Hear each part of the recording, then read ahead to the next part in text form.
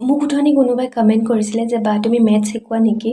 মই মেথছ নিশিকাওঁ, মই মেথছ বিৰাট বেয়া পাওঁ। মানে যিহেতু পঢ়ি আছোঁ, সেইকাৰণে সহজকে যিমানখিনি পাৰোঁ মানে মই পঢ়িব চেষ্টা কৰোঁ। ভাবিলোঁ আপোনালোককো দেখাওঁ বুলি। যিখিনি ডেচিমেল থাকে, ডেচিমেলত যে আমাক মাইনাছ, প্লাছ, ইনটু কৰিব দিয়ে, শিকিছিলোঁ। তাকে ভাবিলোঁ মই আজি আপোনালোককো ভালকে দেখুৱাই দিওঁ বোলো।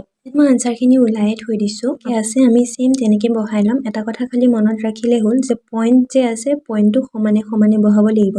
আৰু এই পইণ্টটো আপোনালোকে আগত নিদিলেও হ'ব। প্ৰথমত আপোনালোকে মাইনাছ কৰি ল'ব। মাইনাছ কৰি যিমান আনচাৰ পায়, ইয়াৰ চিধা চিধি এই পইণ্টটো আপোনালোকে বহাই দিব, মানে ডেচিমেলটো ইয়াত বহাই দিব। প্লাছটোও একে, আপোনালোকে যেনেকে আছে তেনেকে বহাই দিব, খালি প্লাছ কৰিব, প্লাছ কৰি ডেচিমেলটো চিধা চিধি বহাই দিব। সৰুতেও একে, পইণ্টৰ পিছত কেইটা আছে সেইকেইটা সংখ্যা আগত মাল্টিপ্লাই কৰিব, পিছত হিচাপ কৰিব 1 2 3, তিনিটা আগত পইণ্টটো বহাই দিব।